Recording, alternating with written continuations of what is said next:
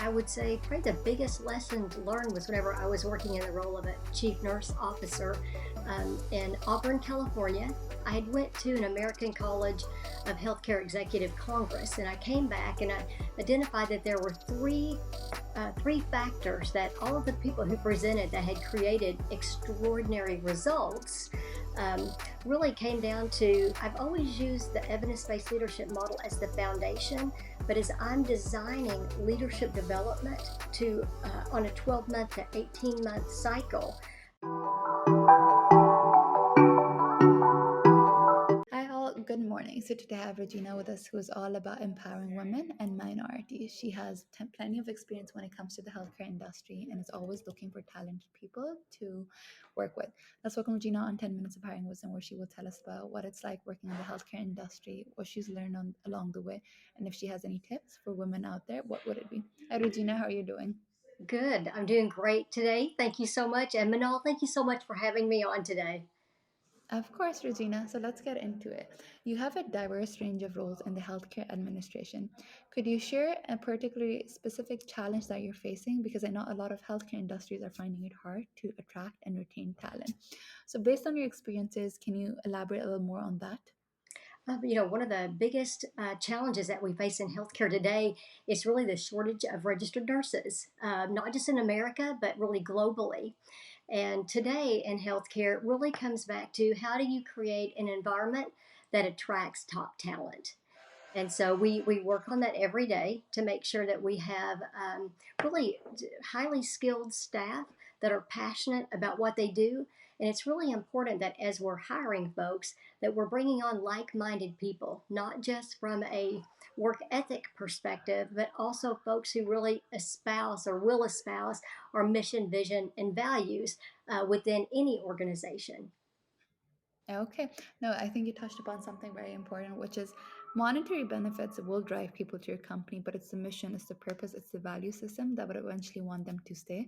Because at the end of the day, you want to feel part of that. You're part of something bigger where you're contributing to something that you essentially believe in.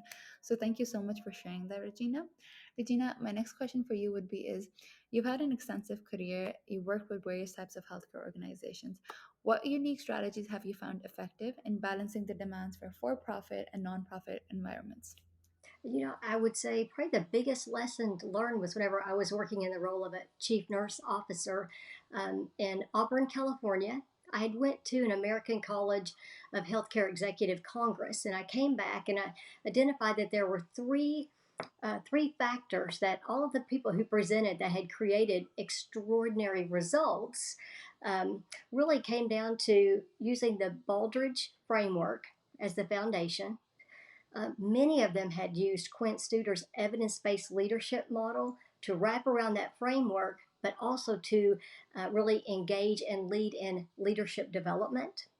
And then, last but not least, having some type of process improvement platform.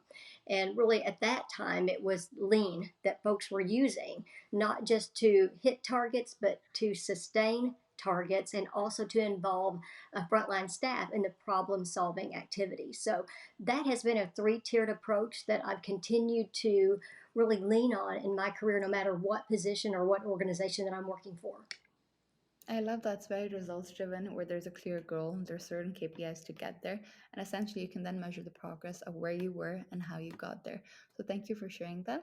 My next question for you would be is you mentioned in your profile specifically of deploying of the Quinn Studers model.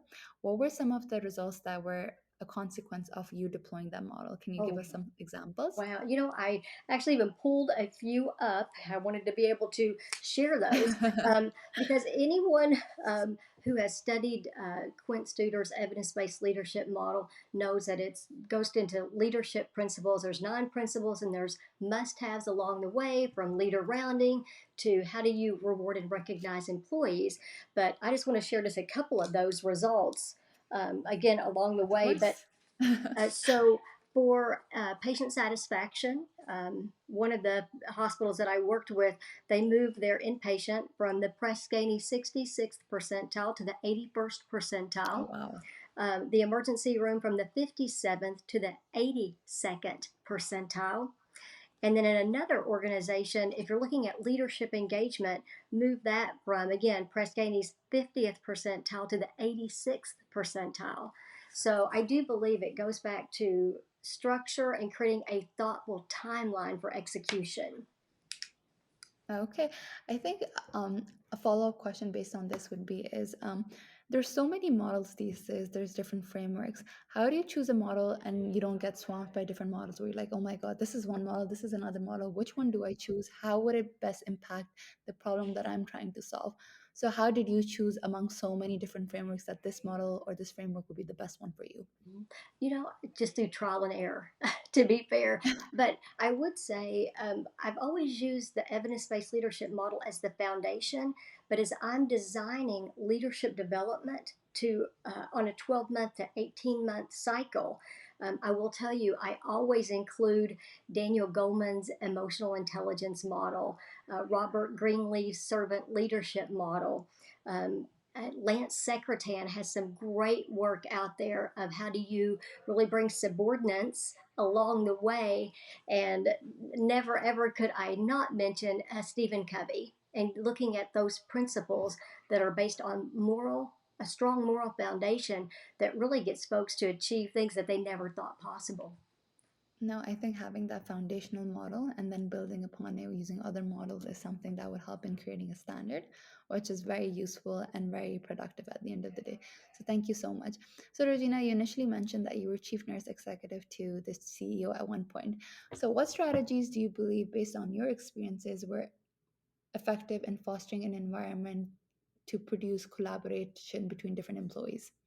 You know, I've served as a chief nurse officer. I've served as a statewide COO for the state of Texas, and I've been a CEO of a complex academic tertiary center. What I have learned, whenever you want to create these strong collaborative teams, bringing multidisciplines together, one of the top lessons I've learned is you have to plan for it. It just doesn't happen. It's not innate. Something as simple as bringing together your unit, your whole hospital together every day, and a representative from each department to engage in a safety huddle that also includes key operational elements. That's the best way to start off your day. And I think an organization that's, I guess, really disciplined in that practice, it just, in lean we say go slow to go fast. It just pays off big in the end just to do something that, what some folks may say elementary, but we would start off with a mission moment, something that connected us back to purpose. Then we talked about any safety issues that were going on.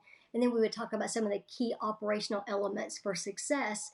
And, we problem solve together. And that's the key. I think it's so important to getting together different people from different departments, because, like you mentioned, it's always you against the problem. So working together in a collaborative mission is something that's very important. And I like the fact that you're getting one representative from each of the department and then making sure that each department's voice is heard. Because I know a lot of hospitals, one of the reasons why there's so much inefficiency is because there's lack of communication. People aren't on the same page. One person will be like, this is what's going on. The other person will be like, no, this is what's going on. So having that sense of clarity is essentially what would lead to better patient care, better reviews for the hospital. And at the end of the day, if the patients are happy, that means it's good for the hospitals as well. So thank you so much for sharing that, Regina. Regina, last question for you. You've been a woman leader for so long. You've paved your way up and you made it to the C-level suite, which is a lot of dreams for a lot of women. What is some piece of advice you might have for women who want to go up to that level? What were some of the challenges that you might have faced? What were some of the drawbacks? Can you share a little more on that? I just to be fair, I've been very blessed. My husband is a retired military officer, so we've had to travel this beautiful United States, and I do think that one of the key elements is just being humble, because I will tell you, every time that we would get relocated with the military, I would take whatever position was open, and coming from a good place. So I'd say that being humble, respect the work that's already been done, and last but not least, raise your hand for everything. The more projects you can take on, the better.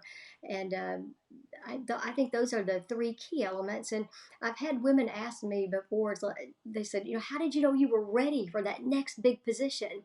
And I tell women all the time, you're never going to feel ready.